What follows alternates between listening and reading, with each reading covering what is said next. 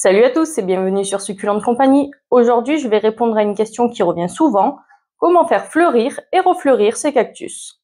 Si vous avez des cactus à la maison et que vous attendez patiemment qu'ils montrent leurs belles fleurs, cette vidéo est faite pour vous.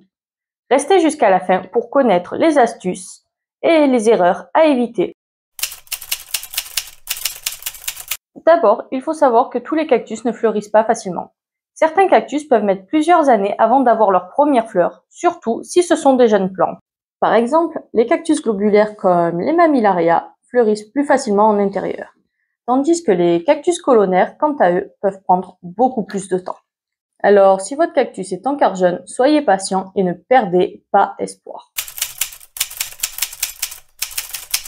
La lumière est essentielle pour la floraison des cactus. Dans leur milieu naturel, les cactus poussent sous un soleil intense.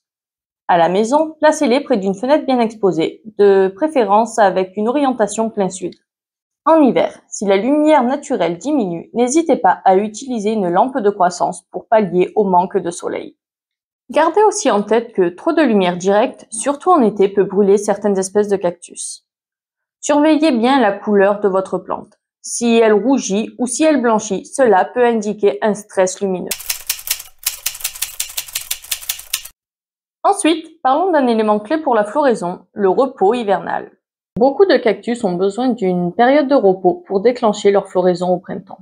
En hiver, réduisez l'arrosage au minimum et placez-les dans une pièce plus fraîche aux alentours de 10 à 15 degrés. Cette période de repos permet à la plante de stocker son énergie afin de produire des fleurs au retour des beaux jours. Passons maintenant à l'arrosage. Pour encourager la floraison, il est important de bien gérer l'eau. Pendant la période de croissance, au printemps et en été, arrosez modérément mais en profondeur, tout en faisant bien attention de laisser le substrat sécher correctement entre deux arrosages. En hiver, comme je l'ai mentionné, réduisez drastiquement les arrosages car un excès d'eau peut empêcher la plante d'entrer en dormance. D'ailleurs, je vous le mettrai dans un coin de la vidéo, mais j'ai déjà fait une vidéo concernant la dormance. Vous n'aurez plus qu'à la regarder si vous avez besoin de plus de précision. Un petit mot sur l'engrais. En période de croissance, vous pouvez ajouter de l'engrais spécial cactus tous les 2 mois, mais faites bien attention de choisir un engrais pauvre en azote. Trop d'azote stimule les feuilles et les tiges au détriment des fleurs. Il faut donc favoriser un engrais riche en phosphore et en potassium afin de favoriser les boutons floraux. Enfin, n'oublions pas l'importance du substrat. Un substrat bien drainant est important pour la santé de vos cactus. Vous pouvez utiliser du terreau spécial cactus, mais je ne le recommande pas du tout car je ne trouve ça pas assez drainant. Ou tout simplement, vous pouvez utiliser du terreau additionné à de la perlite et à du sable. Cela permet d'améliorer le drainage. Un substrat bien aéré permet aux racines de respirer et réduit également les risques de pourriture. Le rempotage est également important pour stimuler la croissance et la floraison. Si votre cactus est dans le même pot depuis des années, pensez à le rempoter au printemps, mais il faut tout de même éviter les pots trop grands.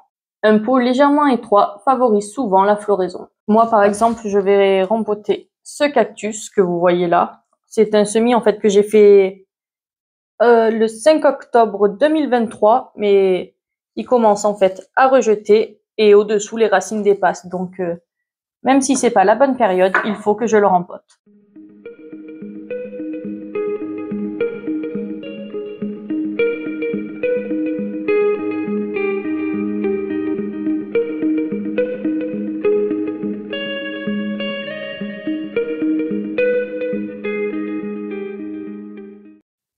Et voilà, du coup, j'ai rempoté chacun dans un pot différent. Parce que si j'aurais rempoté les 2 petits dans le même, il aurait fallu que je les re-rempote dans pas longtemps. Pour ce qui est du rempotage, j'avais pas mon terreau cactus. Du coup, j'ai utilisé le terreau que je fais pour mes semis, qui est composé de terreau à semis que j'achète en grande surface, ainsi que de sable d'aquarium que je mets à 50-50. Et voilà, avec ces astuces, vos cactus devraient être dans de meilleures conditions pour fleurir.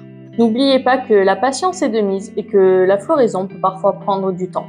En respectant leur cycle de repos, en leur offrant une bonne lumière et en les arrosant correctement, vous augmentez vos chances de voir vos cactus en fleurs.